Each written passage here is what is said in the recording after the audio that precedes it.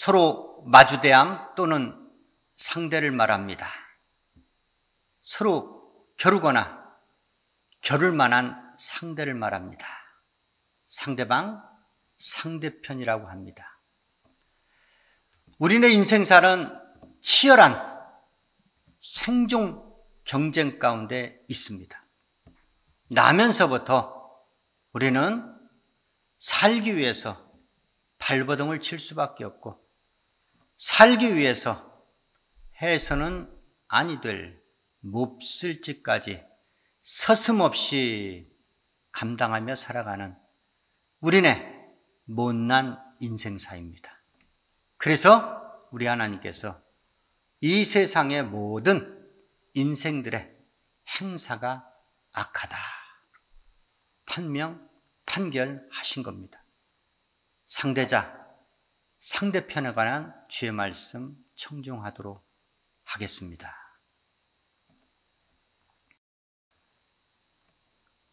하나님께서 모세를 통하여 선민 이스라엘에 주신 율법 10계명 가운데 8번째,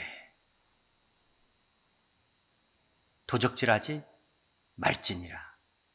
이 율례 중 하나에 나오는 말씀입니다. 사람이 돈이나 물품을 이웃에게 맡겨 지키게 하였는데 그 집에 도적이 들었습니다.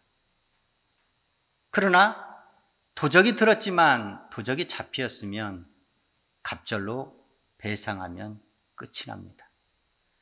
그런데 문제는 도적이 안 잡혔을 경우입니다.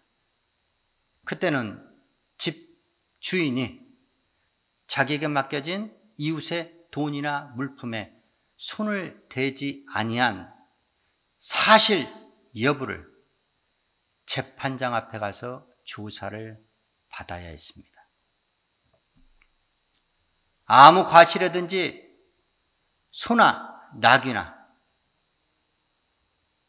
의복이나 아무 잃은 것이든지 혹이 이르기를 그것이 내 것이라 하면 두 편이 재판장 앞에 가서 재판장이 죄 있다 하는 자가 갑절을 배상하게 되어 있습니다. 어떤 사람이 소나 낙이나 양을 이웃에게 맡겨 지키게 하였는데 그것들이 그 짐승들이 상하거나 죽거나 몰려가 아무 본 사람이 없습니다. 자기만 보았습니다. 그러면 두 사람 사이에 맡은 자가 여호와 이름으로 맹세를 하면 됩니다. 그리고 그 짐승의 주인은 그대로 믿음으로 받을 것이고 배상의 책임은 발생하지 않습니다. 자기 집이나 외양간에 있던 맡겨진 짐승들이 도적을 당했을 경우 마땅히 배상을 해야 됩니다. 그러나 맹수에 찢기거나 상하여 죽은 것들, 그것들은 증거물로 가져다 증거하면 되고 배상의 책임은 발생하지 않습니다.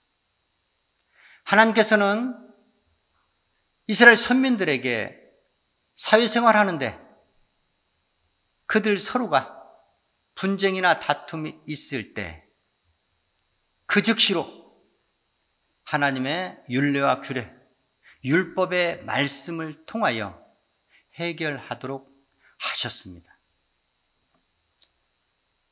선민 이스라엘, 하나님의 말씀을 받은 그들에게도 죄의 유혹은 끊이지 아니했습니다. 하나님의 택한 선민, 거룩한 선민 이스라엘, 그들에게 겨룰 만한 상대, 시비거리로 다툴 만한 상대편이 발생하게 된 것은 이웃의 소유나 이웃의 아내를 탐했을 경우입니다. 즉, 하나님 앞에 범죄했을 때 하나가 되어야 될 이스라엘 총회가 두 편으로 나뉘어지게 되었고, 그 두 편이 하나님께서 세우신 재판장 앞에 나아가서 죄의 유무, 누구에게 죄가 있는가 판결을 받도록 했다는 것입니다. 이웃을 내 몸과 같이 사랑하라 하신 계명의 말씀을 순종했더라면 이스라엘 가운데 나와 다투거나 시비하는 상대편은 발생하지 않았다는 것입니다. 하나님께서는 신약시대 성도들에게도 상대자가 되지 마라, 상대편이 되지 마라, 형제를 서로 사랑하라 라는 계명의 말씀을 주셨음에도 거룩한 성신, 성령을 받은 성도들에게도 죄의 유혹은 도사리고 있었다는 겁니다. 베드로에게 예수께서 말씀하셨습니다. 네게 형제가 70번씩 7번이라도 득죄할지언정 너는 그를 용서하라 말씀하셨습니다. 그러나 용서에는 조건이 있습니다. 반드시 회개가 동반되어야 한다는 겁니다. 회개하지 않는 것에 대해서는 우리 하나님께서 죄 용서를 할 수가 없다는 겁니다. 우리가 죄사함을 받기 위해서도 주께 자기의 죄를 자백하고 하나님께 자복하여 회개하는 과정이 필요하듯이 말입니다. 만일 신앙 공동체 안에서 어떤 성도가 형제에게 범죄를 했습니다. 어떤 성도가 내게 범죄를 했습니다. 그럴 때 어떻게 할 것인가? 먼저는 그 형제에게 내가 찾아가서 네가 죄를 지었으니 회개를 해야 한다고 권고해야 합니다. 나에게 득죄한 형제가 내게 먼저 찾아오지 않더라도 내가 먼저 찾아가라는 겁니다. 그래서 은밀한 가운데 두 사람이 죄의 문제를 해결하라는 겁니다. 그래서 나의 이야기를 듣고 형제가 회개하면 나는 신앙 성숙의 기쁨을 누리게 되는 것이고, 나에게 득죄한 형제는 회개자가 맞는 기쁨을 누리게 된다는 것입니다. 그런데 만일 그 형제가 회개를 권고하는 내 말을 듣지 아니합니다. 그럴 때는 한 증인이 아니라 두세 증인을 데리고 가서 그 형제에게 다시 한번 회개를 권고합니다. 하나님께서 죄 있다, 죄를 확정 지을 때는 반드시 두세 사람의 증인이 충족돼야 하기 때문입니다. 두세 사람의 증인을 데리고 가서 내게 득죄한 형제에게 다시 한번 회개를 권고하는 것은 교회가 그 죄의 문제에 대해서 개입할 여지를 열어놓기 위함입니다. 그럼에도 불구하고 두세 증인을 데리고 가서 형제에게 회개를 권고했음에도 불구하고 그가 말을 듣지 아니하면 그때는 교회가 그 득죄한 형제의 문제를 다루게 됩니다. 그래서 교회의 말도 만일 듣지 아니한다면 세리와 창기같이 여기라 했습니다. 즉 이방인같이 취급하라는 겁니다. 즉 이스라엘 회중에서 쫓겨나는 회개하지 않는 죄인들이 있다면 하나님의 거룩한 성회, 교회에서 출교당하는 사람들이 피치 못하게 발생할 수밖에 없다는 것입니다. 너희가 이 땅에서 매이면 하늘에서도 매일 것이요 너희가 이 땅에서 풀면 하늘에서도 풀릴 것이라. 너희는 그리스도께서 반석이 된 하나님의 거룩한 성회, 교회를 말하는 것입니다. 즉 교회는 최종적으로 그 형제를 출교시키기 전에 회개치 않는 그 형제를 이방인 취급하기 전에 먼저 기도하라는 것입니다. 왜냐하면 기도를 해야 하나님께서 들으시고 하나님께서 응답하시기 때문입니다. 기도를 통해서 하나님과 교회가 일치된 결정을 내려야 하기 때문입니다. 너희가 합심하여 무엇이든 구하면 하나님께서 이루라 말씀하셨습니다. 교회라는 기도와 말씀, 성령이 역사하시는 공동체, 교회에서 구하는 모든 것들은 우리 하나님께서 반드시 이루시겠다 말씀하셨습니다. 주께서는 두세 사람이 모인 곳 교회에 반드시 계시겠다 말씀하셨습니다. 단 말씀이 있고 기도가 있고 또한 성령께서 역사하시는 믿음과 기도, 사랑의 공동체, 교회에 임재하시겠다는 겁니다. 사랑하는 성도 여러분, 그렇습니다. 왜 내 편, 네 편으로 왜 한 편이 되지 못하고 하나가 되지 못하고 나와 이웃 사이가 두 편으로 나뉘어지고 나와 형제 사이가 두 편으로 나뉘어질 수밖에 없느냐? 그것은 죄의 유혹을 뿌리치지 못해서입니다. 그것은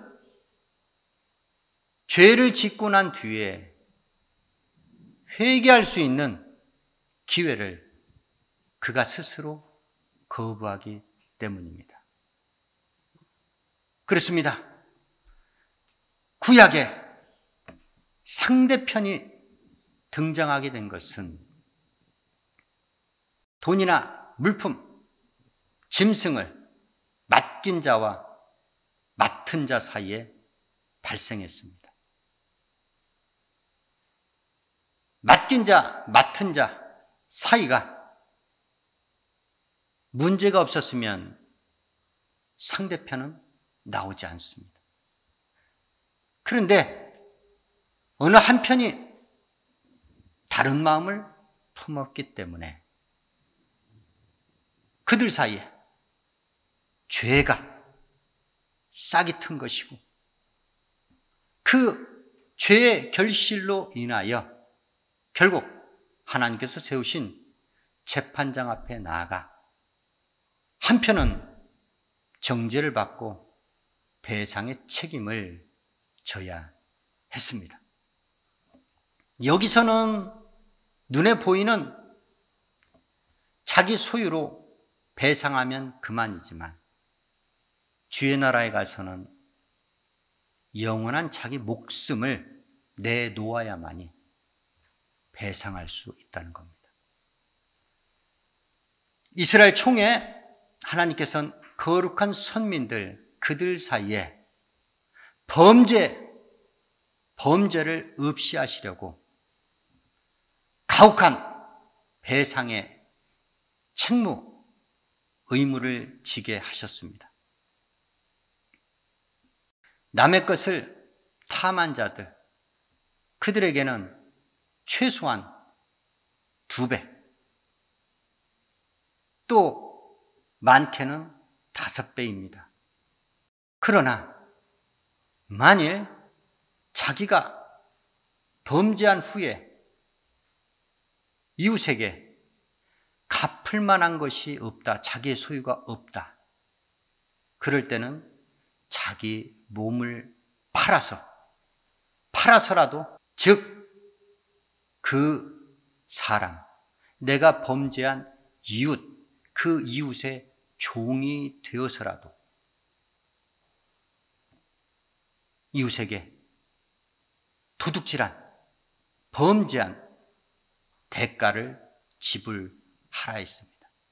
형제 사이에 범죄가 싹트는 것은 바로 형제를 사랑하지 못하고 미워하기 때문입니다.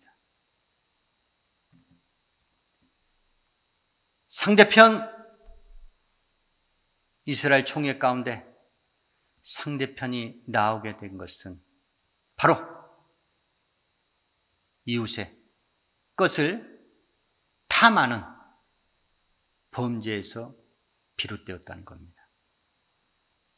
또한 그 범죄가 있기에 하나님께서 세우신 재판장이 어느 한편에 죄 있다는 확정 판결을 내리고 그에게 배상의 책임을 물었다는 겁니다.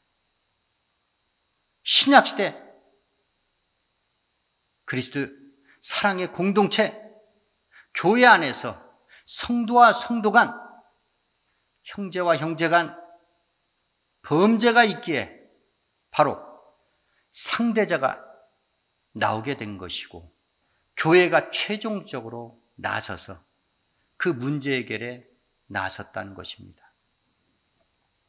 내 이웃을 내 몸과 같이 사랑하여 내 이웃의 것을 탐하지 아니하여 우리네 삶 가운데 상대편이 나오지 않기를 예수의 이름으로 축원합니다. 하나님의 거룩한 성에, 교회 안에서 내 형제를 그리스도 예수 사랑하듯 사랑하여 주의 계명을 준행하여 그리스도의 몸된 교회 안에서, 하나님의 거룩한 성회 안에서 결단코 정죄하고 판단하는 상대자가 나오지 않기를 예수의 이름으로 축원합니다.